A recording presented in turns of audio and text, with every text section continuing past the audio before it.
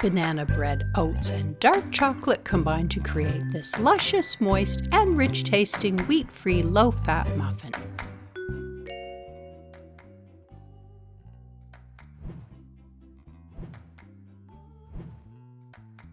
I'm combining 3 1/3 cups of large flake rolled oats in a food processor with 1 teaspoon ground cinnamon, 1/8 teaspoon ground cloves, 1 teaspoon baking soda, 1 1/2 teaspoons baking powder, and a grating of nutmeg. I'll process these ingredients until the oats resemble coarsely ground flour.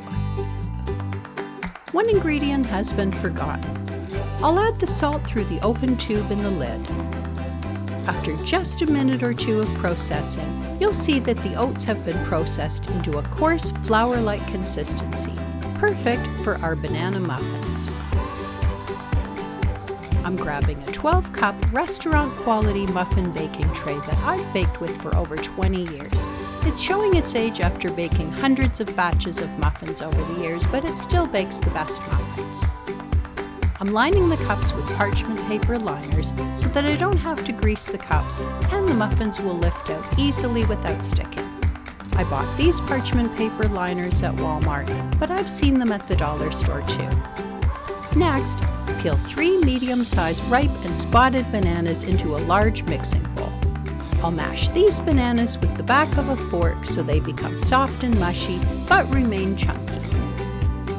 I'm adding 3/4 of a cup sugar, a 1/2 cup applesauce, and an extra large egg, and stirring it all together.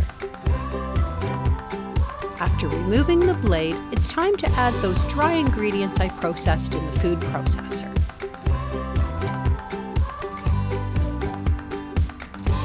I'm folding the dry ingredients in so the batter remains coarsely mixed.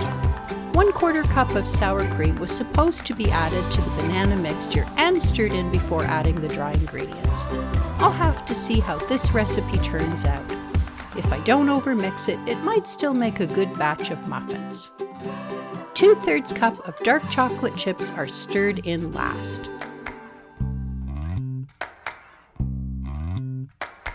An ice cream scooper makes it easy to fill these muffin cups.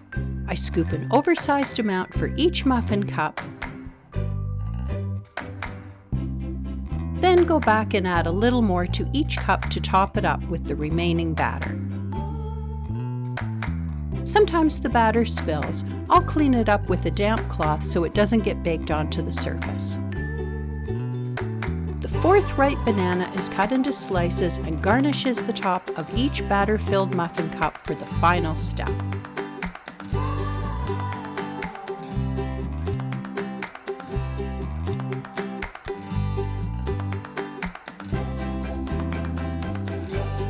And now, these muffins are going into a preheated 350-degree Fahrenheit oven for 20 minutes.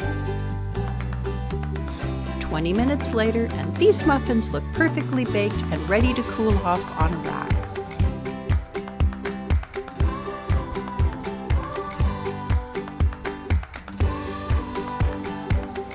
It's been 10 minutes on the rack cooling off, and I can't wait to try one of these banana oatmeal chocolate chip muffins.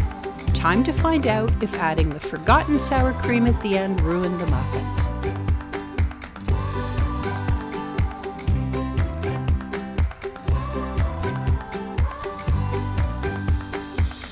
Nicely baked. They seem to have baked properly.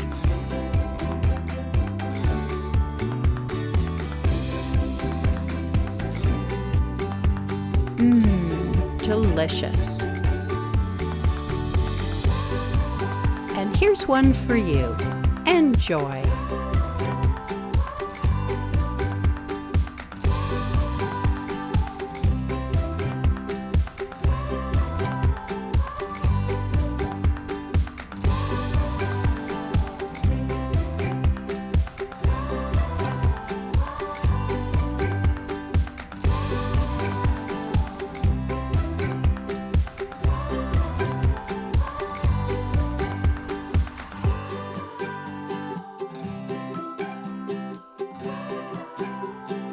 Thanks for watching. Please subscribe and click the notifications bell to get all the latest under 300 calories recipes.